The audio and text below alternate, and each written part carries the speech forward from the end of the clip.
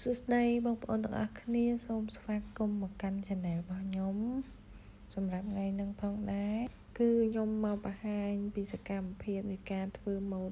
មួយនេះទូរបស់ខ្ញុំខ្លះតែប៉ុណ្ណោះបងប្អូនហើយនឹងឲ្យមើលខាងក្នុងនៃអាវរបស់ខ្ញុំណាប្រឡត់បែបនេះខាងក្រៅហើយស្បែកគឺខ្ញុំអត់បញ្ចូលគុណទេបងប្អូនអត់បញ្ចូលគុណមួយកទេគឺខ្ញុំធ្វើបែបនេះណាស្បែកខាងមុខនិយាយរួមទៅខ្ញុំអត់ប្រសាប់បញ្ចូលគុណស្បែកទៅខាងក្នុងដែរបងប្អូនដល់ពេលអញ្ចឹងគឺខ្ញុំធ្វើបែបនេះក៏វាស្អាតម្យ៉ាងដែរបងប្អូនវាអត់ឃើញធ្នែរបស់យើងចេញមកក្រៅទេដល់ពេលអញ្ចឹង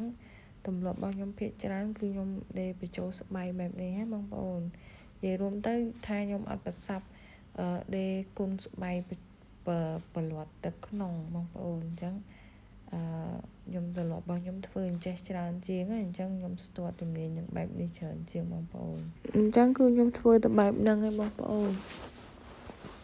ឥឡូវខ្ញុំមកបង្ហាញពីសកម្មភាពនៃការធ្វើអាវមួយនេះទេបងប្អូនឥឡូវកំពុងតែចាប់ម៉ូដដៃណាមុននឹងចាប់ម៉ូដនៅកន្លែងជុំវិញទ្រូងនេះគឺខ្ញុំចាប់ម៉ូដដៃម៉ូដអីឲ្យហើយរួចរាល់ទើបបានខ្ញុំចាប់ម៉ូដប្រភេទស្ទាប់នេះណាបងប្អូនតាមក្រោយ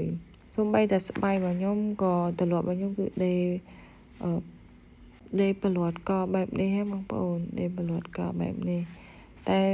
ភ្ញៀវខ្លះគាត់អត់ចង់បានទេរបៀបប្រឡត់កបែបនេះបងប្អូនគឺគាត់ចង់បានប្រភេទអត់ដេរយើងតកតទេទៅគឺរួចរាល់គាត់អត់ចង់ឲ្យយើងដេរប្រឡត់បែបនេះទេគាត់ថាតឹងកគាត់ឈឺអីចឹងណាបងប្អូនដោយសារភ្ញៀវផ្សេងគ្នាអ្នកខ្លះចង់ឲ្យដេរអ្នកខ្លះអត់ចឹងណាចឹងមានធ្វើតម្រូវតាមចិត្តភ្ញៀវយើងជាជាងបងប្អូននិយាយរួមទៅជាងដេរគឺត្រូវតែទទួលខុសត្រូវសូម្បីតែម៉ូដក៏ដោយបងប្អូនបើសិនជាម៉ូដយើងដេរទៅខុសភ្ញៀវអត់ពេញចិត្តក៏យើងត្រូវតែដូរម៉ូដឲ្យភ្ញៀវវិញដែរយើងអត់មានថាទេបងប្អូនសម្រាប់ជាងដេរអ្នកមើលមកគិតថាចាយលុយឆ្ងាញ់ពេញដៃស្រួលអីចឹងណាតែតាមពិតអត់ទេបងប្អូន stress ណាស់ធ្វើជាជាងដេរពេលខ្លះពិបាកគិតក្នុងការច្នៃម៉ូដហើយរួមចំណែកមួយមុខទៀតបើសិនជាយើងដេរឲ្យភ្ញៀវអត់ត្រូវជឿភ្ញៀវដូរម៉ូដគឺយើងត្រូវតែដូរឲ្យភ្ញៀវតែម្ដងបើយើងអត់ដូរគឺប្រៀបដូចជាយើងអត់មានទំនួលខុសត្រូវលើការងាររបស់យើងចៃមនុស្សម្នាក់ជាងទឹកចិត្តជាងម្នាក់